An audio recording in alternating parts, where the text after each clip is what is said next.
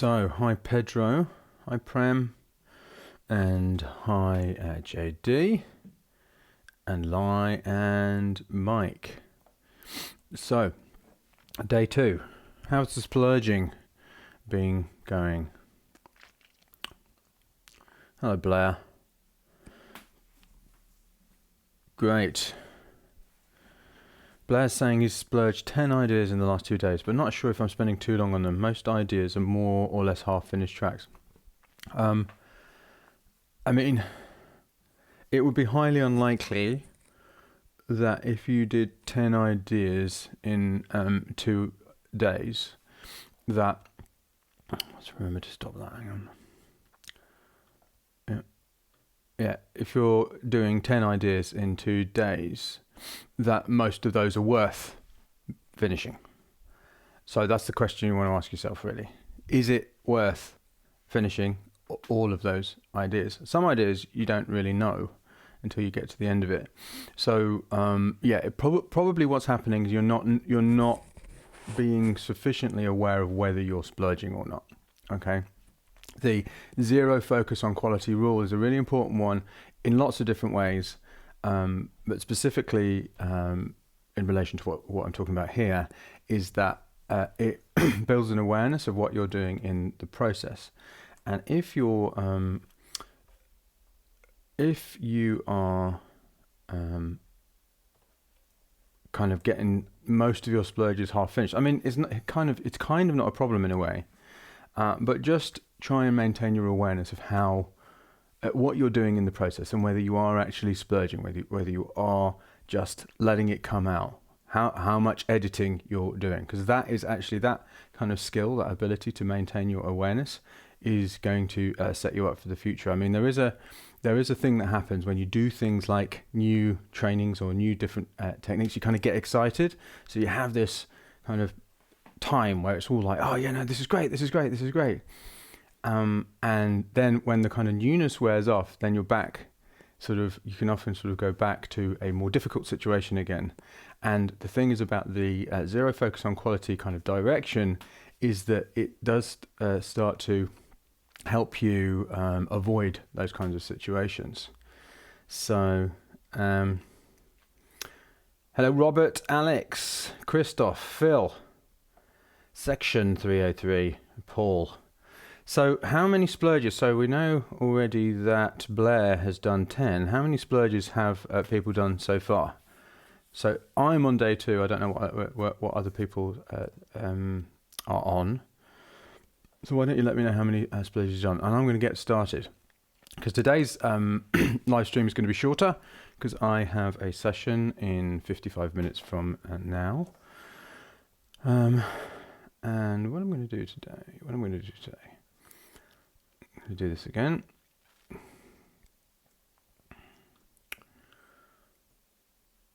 Okay, so Brian did 2 last night. Hey Quambo, hey Daniele. Lai did 3. Alex has done 7. Fantastic. And what's your biggest what has been your biggest challenge when splurging? Let's find out. Phil's done 2.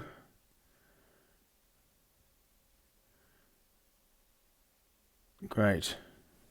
Section done 6 in 2 days. Hello, Harry. Fantastic. Right, I've got this going on.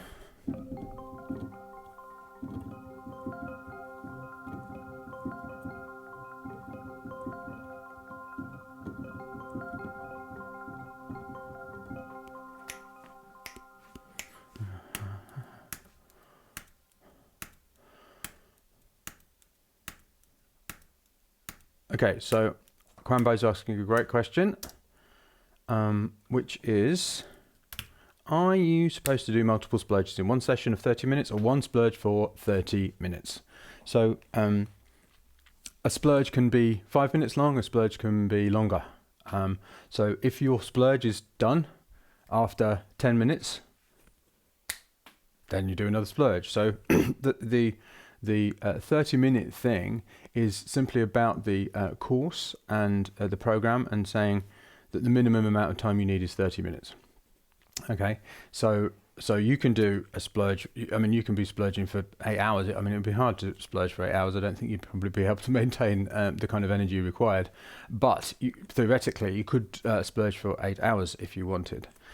So a splurge can be 30 minutes long. It can be 15 minutes long. It can be 10 minutes long.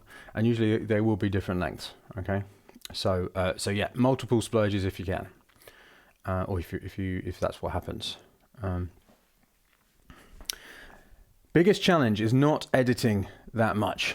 Yeah, 0 editing, please. 0 editing is what we want, okay? Infotoxin saying, I haven't got started today. Don't worry, it's okay. Get started tomorrow or later on. Mike saying 4 splurges. Alex, biggest challenge is trusting in the process even when you're making rubbish. Okay, so yeah, obviously this is going against what is kind of almost common sense, is very counterintuitive. But just the way to think about that is, right, a scientific experiment. Yeah, I mean, I'm not a scientist, but a scientific experiment. You come up with a hypothesis. Yeah, so I am, and that hypothesis doesn't have to be something that you believe or not believe. It's just a hypothesis, right? All of these people out there who I've heard talking about splurging, and Mike Monday, who I trust, hopefully, is telling me that this is an amazing thing to help me make much better music, right? I don't have any data to support that fact, so I'm going to conduct an experiment, right? So my hypothesis is that this is going to help me, okay? Or I'm going to be surprised by this, or I'm going to, there are going to be insights that happen in doing this, that there are a lot of unforeseen things that I don't know, right? So that's my hypothesis. Now, any good scientist worth their salt will not use, even if, all of these things are kind of, you're questioning them, a good scientist will not bring their pre-existing beliefs and their pre-existing experiences into the experiment. Yeah, they will run the cleanest experiment they can. Now, there is a kind of philosophical argument about whether the hypothesis itself is affecting the results of the experiment, which is a whole other thing. But, in that is good science. That is where you will get the best results. So for the next 10 days, yeah, conduct an experiment without judging it. Yeah, just that's what I mean by trusting the process. In fact, let's just trust that you're running. You don't even trust anything. You don't even need to take a leap of faith. Just run an experiment without prejudging it. Yeah. If you're there going, oh, why am I doing this? I can't. I don't believe him. No, I need to be convinced. That's not running an experiment. Okay. So that's how to deal with that. At the end of the day, if you think actually this is a load of absolute cobs to wallop, no problem. You've tried something and you will have learned something even then. Okay. Harry, do you have a break between 2 splurges? Not always. Sometimes. There's no particular direction there. I often do 100 splurges about 4 times a year. I'm trying to make it. I do 100 splurge challenge, and the last time I did them in 9. I did 100 splurges in 9 days. And in that situation, there's no time for breaks. Also, later on in the program, the last splurge, I think you'll find you won't be doing breaks between splurges, so you don't have to. Quambo, I'm also struggling with not editing. What if you play something off key and want to make harmonies? So, yeah, so that's a right. Let me give you another reason why I'm telling you not to focus on quality. So, when you're, if I say to you, okay, 0 focus on quality. One of the things that people often come back and say to me is that, but isn't 0 focusing on quality being like this? Yeah, I've probably made my computer go wibble there. Yeah, and yeah, in a sense, that may well be the case. That's probably a bit quiet, isn't it? So you know, isn't zero focus and quality just being like a chimp banging away at a keyboard? And funnily enough, as a result of people saying that to me, I've actually made a type of splurge called a chimp splurge, which isn't in the program. But anyway, the thing is, in order to know what impact this qualityometer is having on your creative process, in fact, let me bring in an analogy, a metaphor, right? So, you know, with synths like this, often what you need to do in order to kind of fix them or make them better or kind of clean them up is to calibrate the knobs. Yeah. And what they will always tell you to do in the instructions when you're calibrating the knobs is turn the knob all the way to the left. Not halfway, not 3/4 of the way around, but turn it all the way to the left and then turn it all the way to the right. Yeah. So in terms of this quality judgment and sort of learning about it and how it's affecting your creative process, because it's not a bad thing, it's just it can become the very thing that is holding you back. In fact, it often does. In fact, I would say in the majority of cases, unless you're a highly experienced composer or musician or music producer, it does, right? So in order to actually to calibrate your qualityometer, what you want to try to do is move it all the way to the left and all the way to the right. Now, that doesn't necessarily mean doing a complete, chimp type thing. You're still, of course, you are using quality because you're playing actual things, yeah? But see how far you can push it, yeah? So, for instance, in yesterday's live stream, there was a point, it was the piano thing, and I did move some notes. Now that is editing, yeah, but the reason I did that was actually probably if I was to do it again, I wouldn't do that because it's not stopping me from listening past it. I doubt it will stop me listening past it when I listen back, because at the end of the process, you're going to have a listening session where you listen to all your splurges and you're not going to want to work on the majority of them in the future. That's absolutely fine. It's not wasted time. What you're doing is and when you're listening to them, you're going to be listening for the ones you're going to take forward. And the odd wrong note here and there isn't going to change that if it's a good idea. In fact, if anything, if it's a really good idea and there are mistakes in it and it still sounds like a good idea, then it's more likely to be a good idea. Right? One of the things I've noticed in a lot of people is they try and make everything sound brilliant, which actually makes it harder to find out what is brilliant. Because there's a difference between the idea and how the idea sounds, right? And I think this is one of the reasons there's so much average music out there. One of the reasons, not the only reason, okay?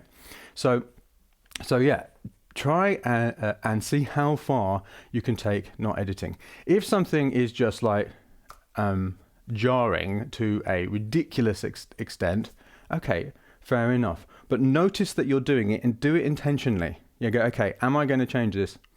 All right, I'm going to change this. Rather than just reflexively fixing everything. Yeah? You can hear past the mistakes. You want to develop the ability to hear past the mistakes, because often within mistakes is a brilliant idea. And often the mistakes are the very thing that will give you an even better idea. Okay? Right.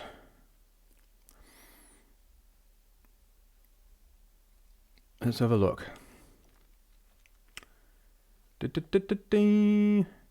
Jess.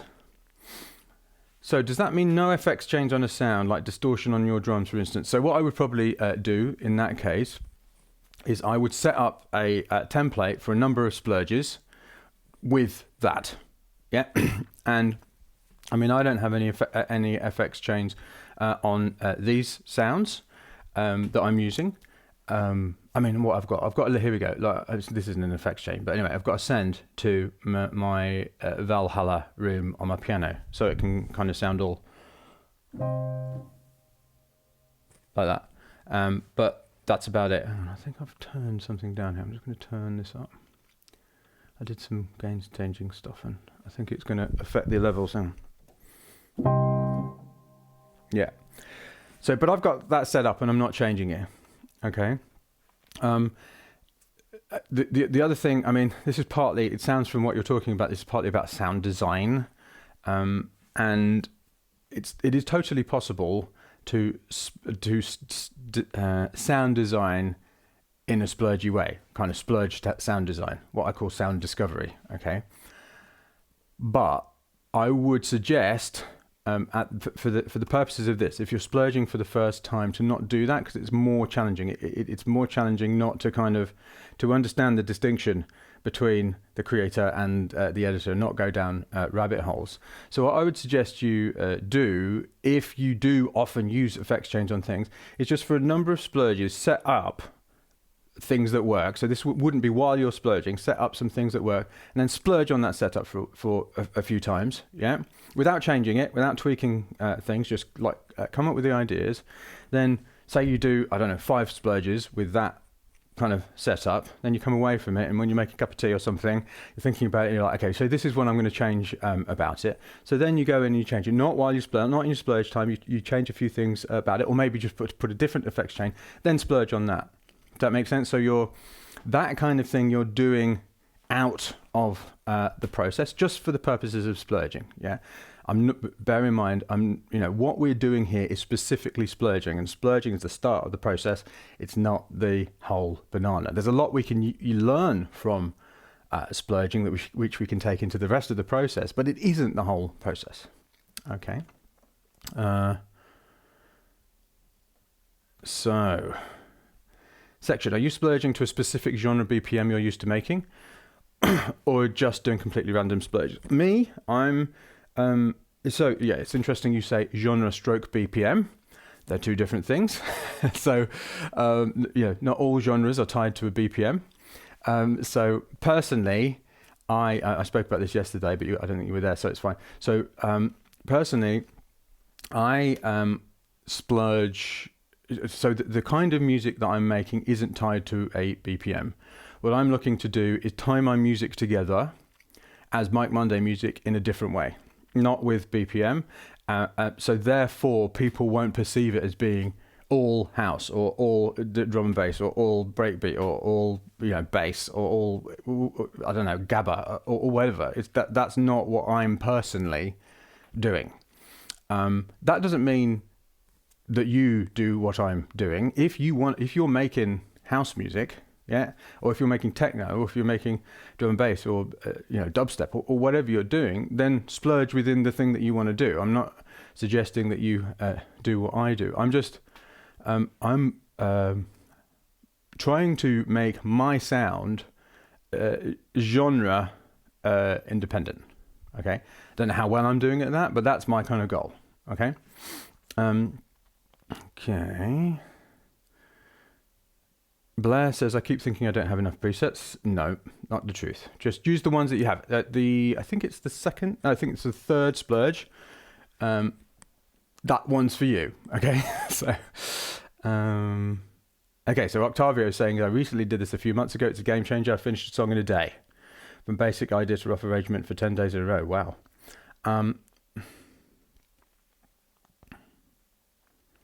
Do I time block each aspect of my production process?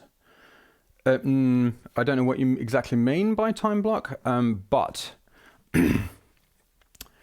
I have modularized and also the aspect of your production process is also something that I'm not sure exactly what you mean. I certainly don't split my and also I don't call it a production process. I call it a composition process and a production more than it is a production process. It's almost like the production comes out of the composition rather than the other way around. But anyway, let's keep on going on tangents here. But essentially, I do modularize my creative process. In fact, I don't call it a composition process or a production process. That's right. I call it a creative process, right? So I do modularize my creative process, but that's not dependent. So I'm not like, I'm mixing. Yeah, it's like I'm not mixing at a particular time, and I'm not sound designing at a time. I'm splurging. I'm then in discovery. I'm then in draft. I'm then in done. and then I'm preparing for release, right? So that's the creative process. That's actually the system of the automatic music machine, which there's a video at the end of the Idea Explosion Challenge program, which gives you an overview of it. And I do know what I'm supposed to be doing in each of those sections in terms of the approach I'm taking, the way I'm interacting in the process, generally the kind of things I'm doing, but it's not as rigid as, oh, now I'm doing sound design. First I do a kick, then I do a bass, then I do, it's not like that, if that's what you mean. Okay.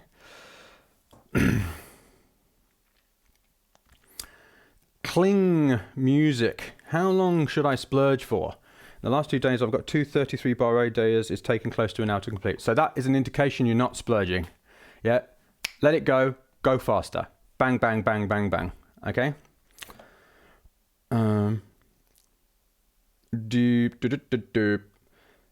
Phil, do you ever put others or your own vocals into the splurge setup? Yep, that's completely something that you can do if you want.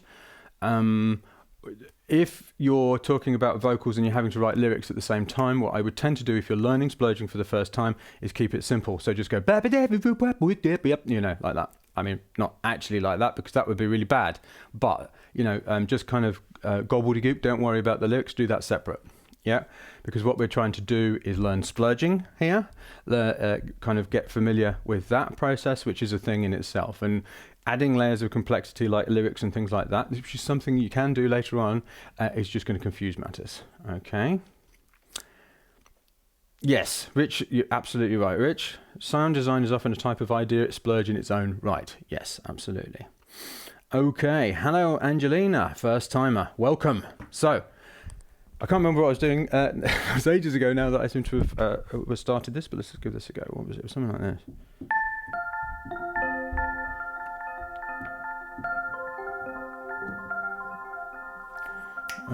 Maybe the tempo will help with me remembering. Ow! Blimey. I didn't mean to deafen everybody, if anyone's got headphones on there. Yeah, what I did was some changes in the levels of things, and I'm a bit worried that it's going to be a bit quiet for you. So if you can't hear anything that I'm doing, can you just post in the comments, because I didn't have time to check the levels and stuff.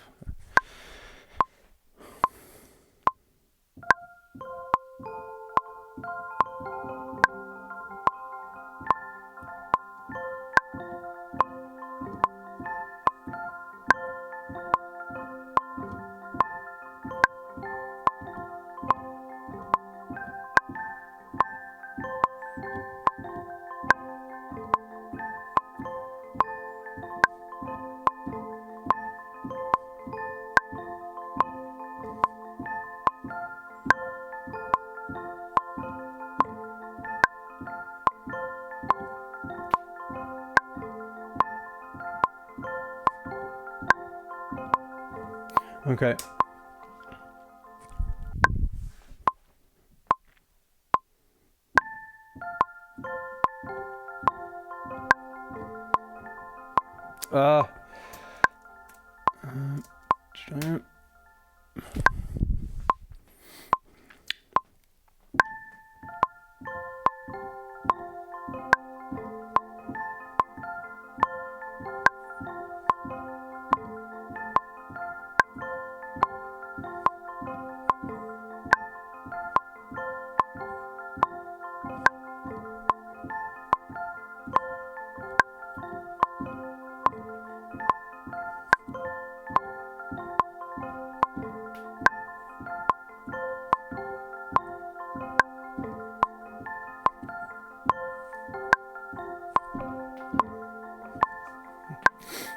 Okay.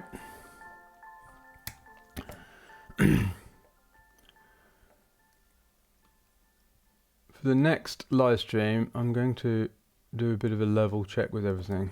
So the only thing I'm doing here is I'm just making sure this first note plays, because you can see it's before the bar.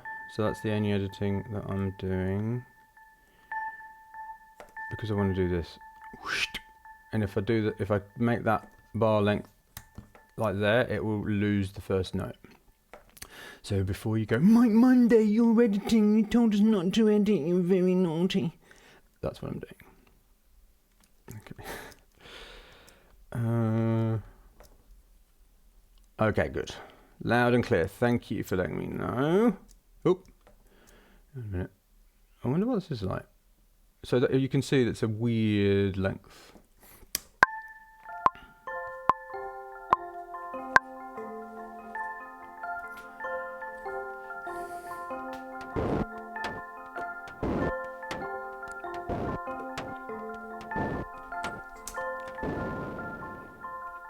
Right. I think what I can probably do.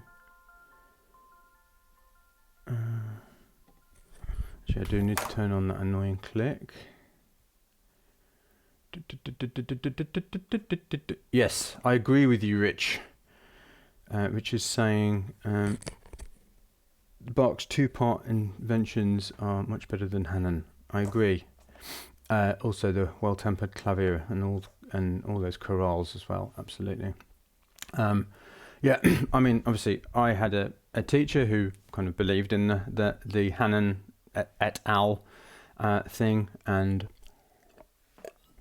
that was probably the received wisdom at the time. But since coming back to making music, which includes practicing the piano, I've tried a very, very different method, which is much more based upon scales and pieces, and also playing really, really, really fast. So not starting slow and building up too fast, but actually starting almost infinitely fast. So with a chord, so like this.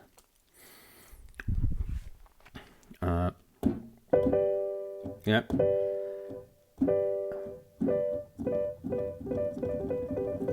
Yeah, like that, and that's how you learn to play fast. So instead of going,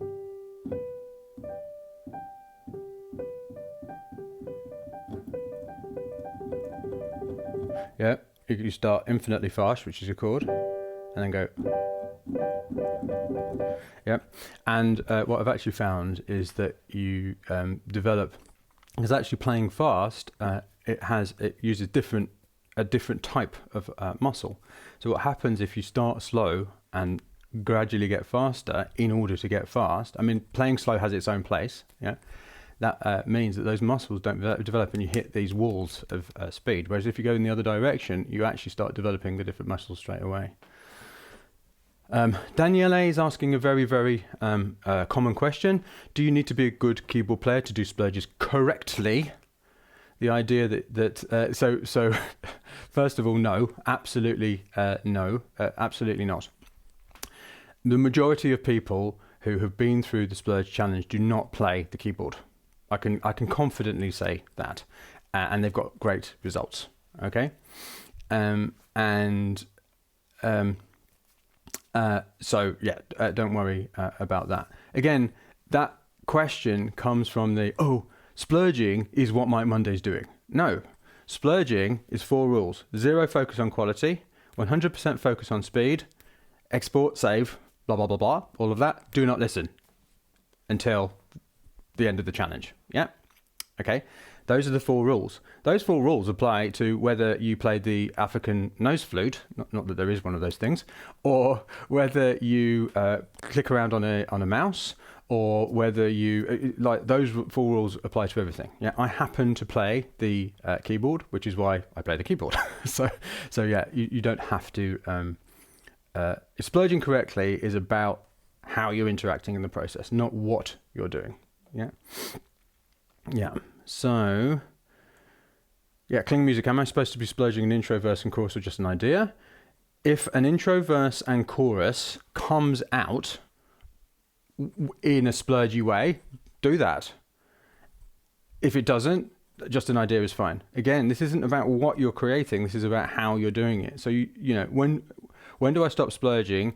People often ask, and it's like, well, you stop splurging when you have noticed that you stopped splurging. Yeah, when you don't know what to do. Next, when you're stuck, when you find yourself editing, when you run out of time. Yeah. So, what was I doing? Oh yeah. Okay. I just need to check the timing of this. Turn that down, turn that off, turn that up. Right.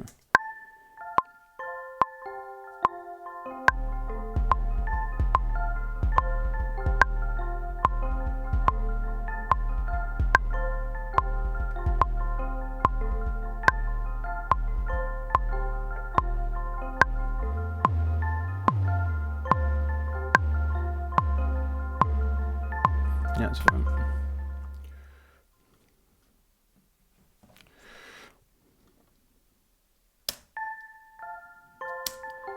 Absolutely export and record. Do not, that isn't like rule 3. Record the audio.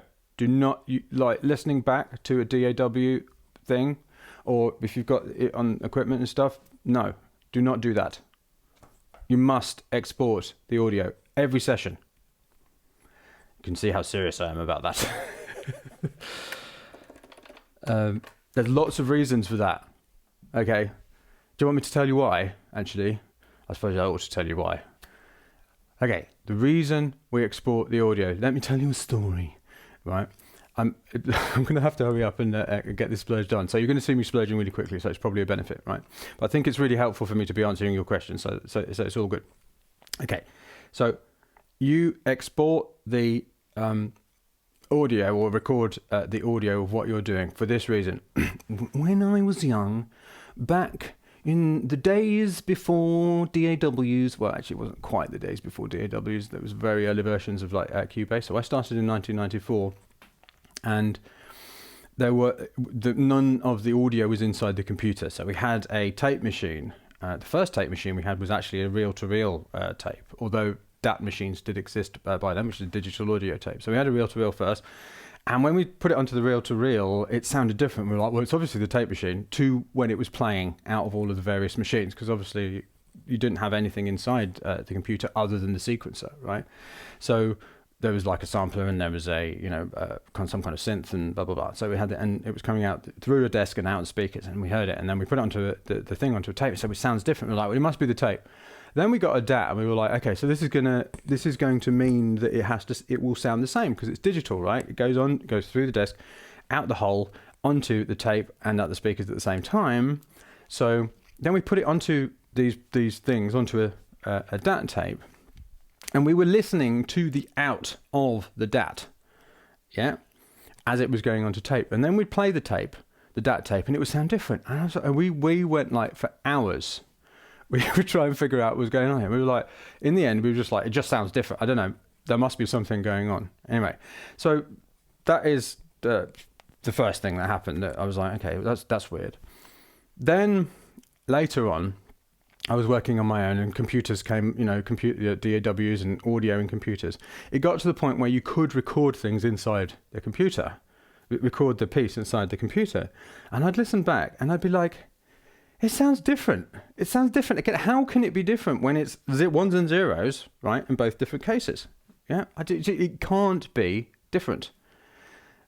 Okay? And I was like, okay, so there's something going on here. Like, I know, right? I even did a test where, I put the two things together and they cancelled each other out. So they literally were different. Yeah? They literally were the same. Sorry, not different. They literally were the same, but they still sounded different. So what's going on here? If the sound coming out of a computer or a setup, yeah, is the same as the recording of that thing, but it sounds different, then what can be the only thing that's changing? That's right. Us. Yeah? Our perception can be the only thing that is changing if both of those things are the same. If you do a search online, you will find people arguing about this all the time. It sounds different. There's something wrong. There's something wrong with the output. No, it's the perception. And I know this sounds a little bit like, but there is a perceptual difference, a huge perceptual, well, maybe not huge. There is a perceptual difference between listening to something that's coming out of a DAW and something that is an audio file.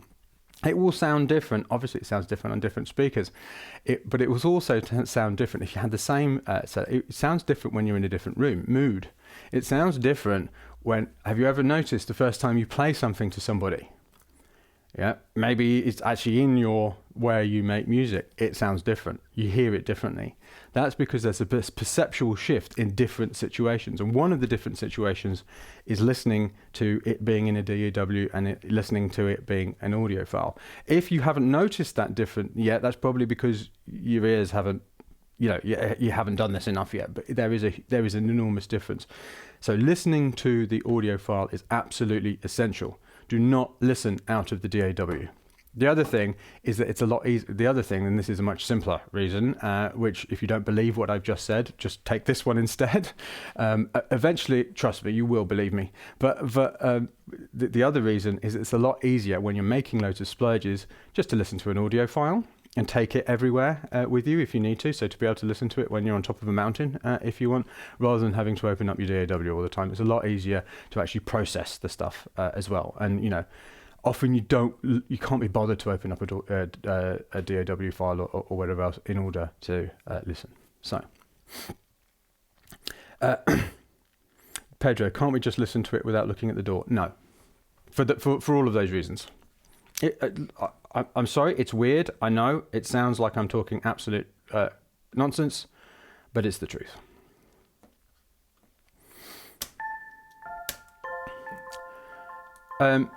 So Kling is asking, do I do 30 minutes and no longer for the basic splurge? And no, 30 minutes is the minimum amount of time it takes to do this program. Yeah, you can splurge for 8 hours if you want. But I mean, if you were doing 8 hours, I would expect you to be doing a lot of splurges. Okay. So, where are we? Right, come on. I've got 22 minutes now.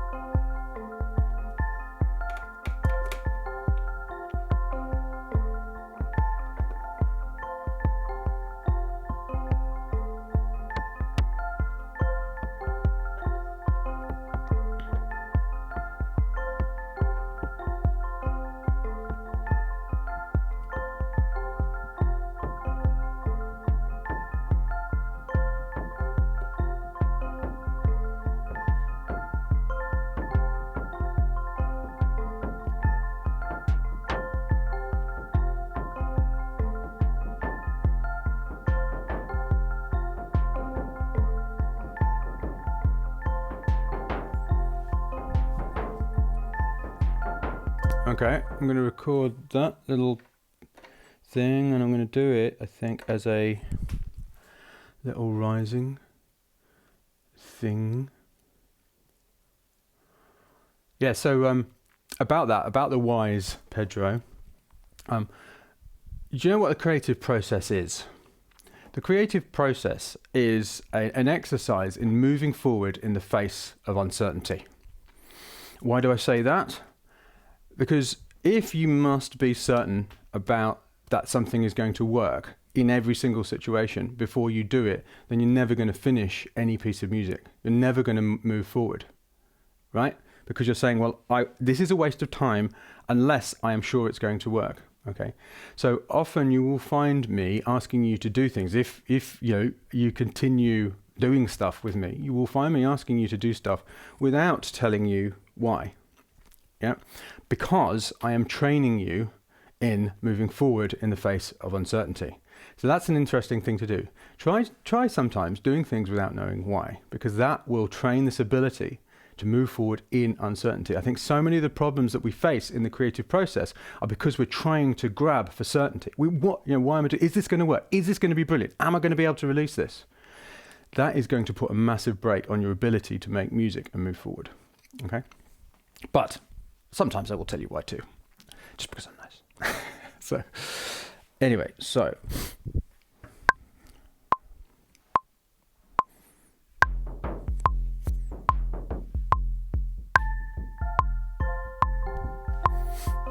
I'll turn off this click now.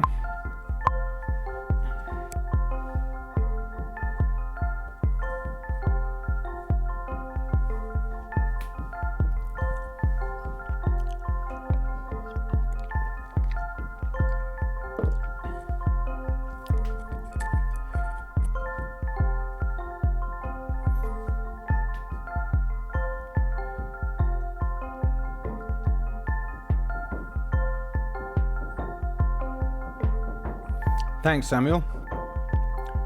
I take no credit. It's my wife. Samuel's saying nice t-shirt.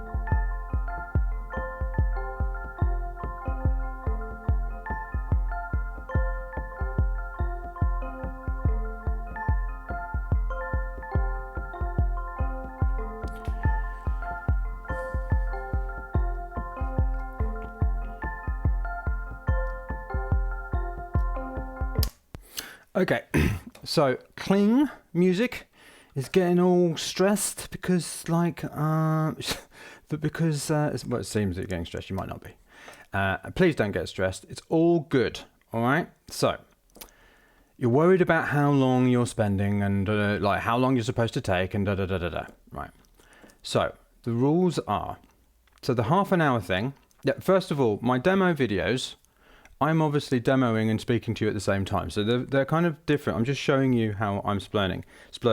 The amount of time you take, so here is the answer to your question. The amount of time you take is the amount of time that you are still splurging, right? So you have stopped splurging when A, you run out of time. So if you have 2 hours to spend to splurge, when that 2 hours is up, you're no longer splurging. In that 2 hours, you may well have done 8 splurges. You may well have done 4.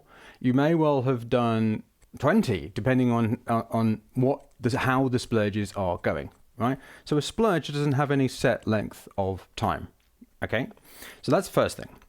A splurge doesn't have any set length of time. The time that you saw in the demo video that it took me to splurge that time, that isn't a set length of time to splurge, yeah? At this point in the process, we'll get into some arrangement stuff later on, but if you're on the core splurge, there's no direction for arrangement whatsoever. Yeah.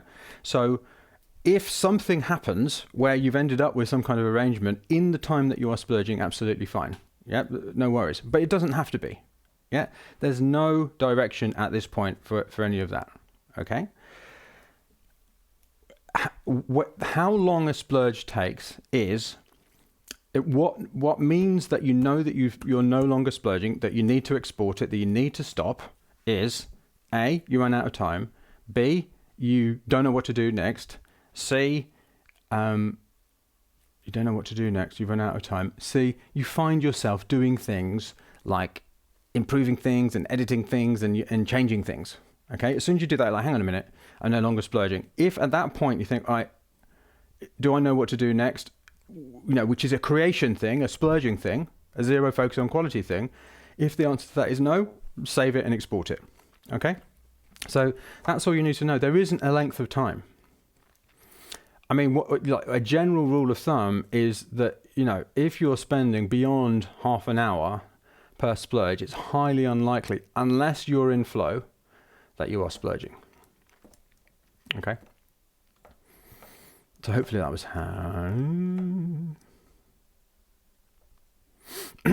So yes, I would say Blair is asking, is a splurge a live jam? Well, that's like saying, well, yes, but is a potato a vegetable?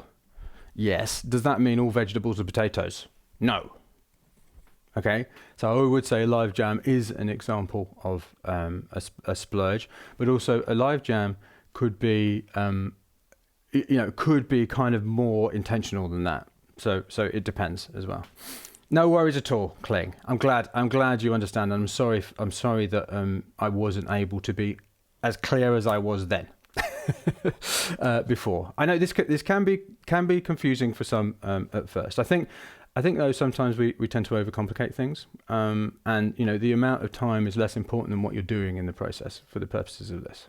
Okay.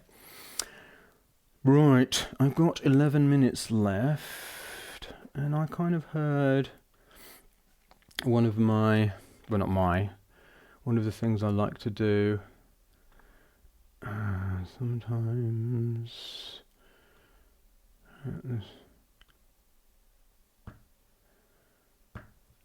Samuel's saying, if you're a songwriter, I think a splurge should include voice ideas and word ideas. That's what I think it should include. Okay, the specific direction for a songwriter is, if you're learning splurging for the first time, if you're learning splurging for the first time, I would suggest that you kind of lower the bar on that. It shouldn't include that. It doesn't have to include that at this point, because you're highly unlikely to be able to be splurging, right? And what splurging is doing is it's training a particular area of your creative process. And if you're trying to do lots of things at the same time and think you should do these things at the same time, then you're not going to be splurging. Yeah. So it depends where you're at in terms of your splurge practice. But my recommendation for people who are, singers and have vocals is to do the least when they're learning the splurging itself. Okay. So, because again, we don't need to do everything at once, right? And ideas come from ideas. So you can have an idea, and if something comes out, like a full chorus comes out or a full verse comes out, great, let it happen. Yeah. If it's splurging, but having this idea that you should do this, right, instantly you're out of splurging. Okay. So one of the things that people often say to me is, I wish I'd have done what you said at the start rather than adapting it without knowing the reasons that you're asking me to do it. Yeah. So it's good, Kling Music, that you are asking me all these questions in order to sort of try and understand. Because that means that you wanna try and do it as well as you want to try and get splurging right, which is fantastic. But often people are like, if only I'd have just done the thing as instructed, rather than thinking, oh, I'm going to take this bit and I'm going to ignore that bit. I'm going to listen to it outside the DAW because that's not important, and I'm going to listen immediately after I've exported the splurge because that's not important. I believe that's not important. It makes absolutely no sense when you think about it. If a teacher who's teaching you something, yeah, in order to get you a result, is saying all of these things are really, really important, yeah, and you've never done it before, how on earth do you know that this thing is not important for you? You don't. It may well not be. It may well turn out not to be. But again, run the experiment. Okay. What I also find is that people that say it doesn't work, when I actually ask them what they did, they weren't splurging. So.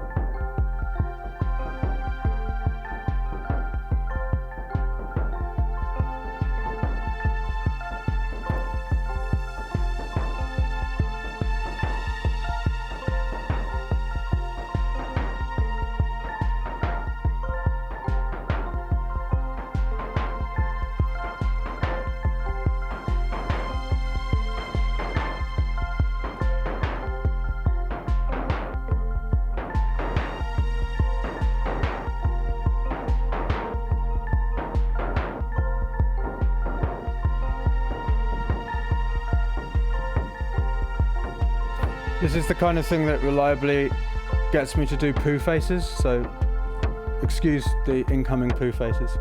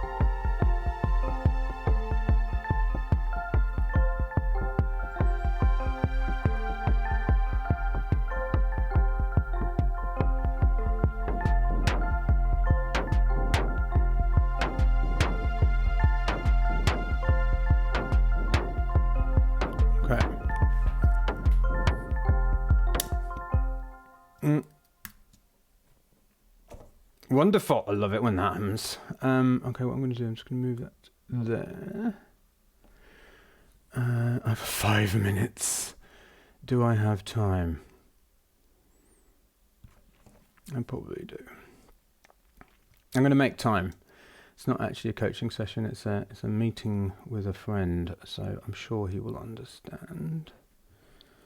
I wonder if I can just message him. I hate being late. I hate being late. Although I was a bit late to the live stream this morning. So.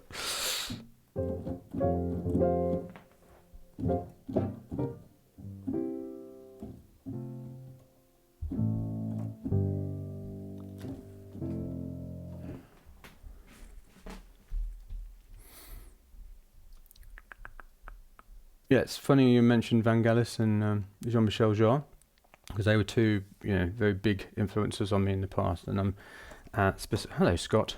And I'm specifically trawling my past for kind of developing my sound, which is this is why I've intentionally started using sounds like this. And also, actually, in Splurge number 2, you'll start doing it too. So.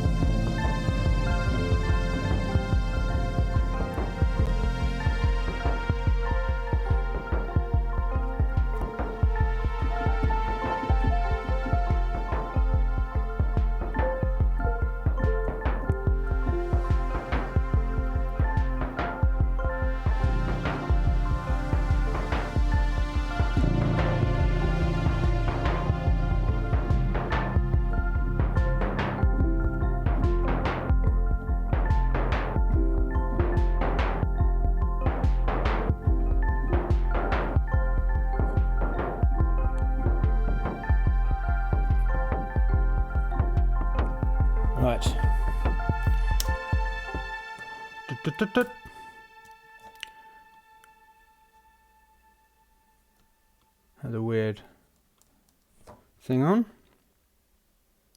Join. Yes, I do. Thank you. Right.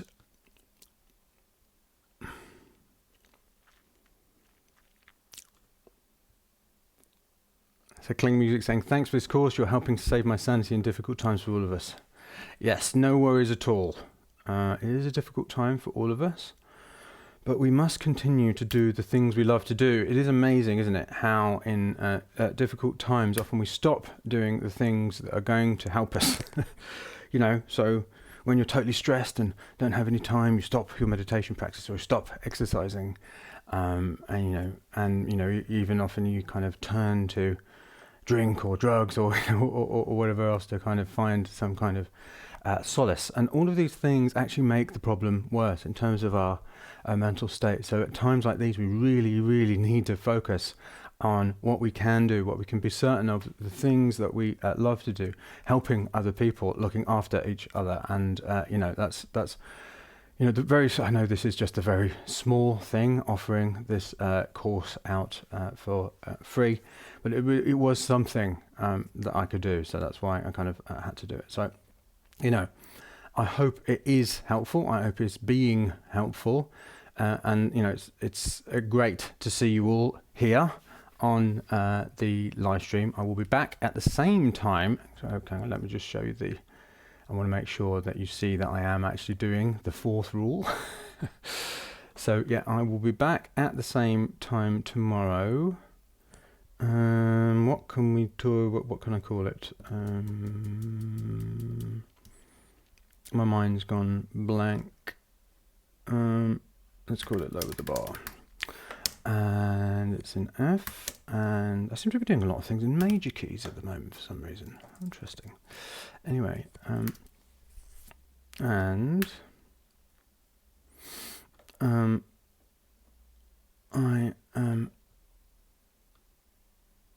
no worries at all. Thanks, Paul. Thanks, Blair. Thanks, John. Oh, John's just got one more question. Okay.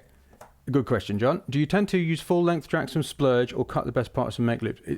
Either. They're like at this stage, I'm not worried about that. As you can see, there's lots of different things I'm doing. So there was something that went wrong around here somewhere. So I'll see what happens when I listen back. And sometimes I take little sections. Sometimes I take the entire bit that came out. It just depends. I'm not trying to make a brilliant track at this point. I'm just trying to make something which maybe, if I choose to work on it again, a brilliant track will come out of. So there isn't a rule on that. Okay. Dodo says, even though I'm a songwriter, I still find it hard to fit the splurge in what I do. Okay, so maybe tomorrow, Dodo, or on another live stream, come on and tell me what you are finding difficult in the comments, and I will help you, because there's loads and loads of songwriters. In fact, there's been a bunch of singer-songwriters in my mastermind group, and they all splurge. Okay, so tell me, on a future live stream, what it is you're finding difficult to do, and I can help you out, because this is like, splurging isn't just for electronic music producers. Don't fall into the trap and thinking, well, Mike Monday plays the keyboard, so therefore splurging's not for me. Or Mike Monday doesn't make drum and bass, although I do make some drum and bass, but I'm not very good at it. But anyway, Mike Monday doesn't make the genre I'm making, so therefore splurging's not for me. Mike Monday doesn't write lyrics and write songs, so splurging's not for me. Don't fall into that trap. What I do is what I do. That's the content. What we are focused on, what I am training you in, is the overarching creative process, and that creative process is the same. I mean, when I say the same, I'm talking about the mental, it's the stuff that's on top of what you do. Yeah, it's how you're approaching what you're doing that the splurge is very focused on, and what I'm focused on as a coach. My number one aim is to help you build a healthy creative process. Okay, so yeah, that's what to do there. As you can see, I'm exporting this now, and I will see you tomorrow. I will Yeah. Yep. I will see you tomorrow. And until then, onwards and upwards. Try and up that splurging rate. Come on, go faster. You've got nothing to lose, right? You've got absolutely nothing to lose. Just go for it. Have fun. Let your hair down if you've got any. And I'll see you tomorrow.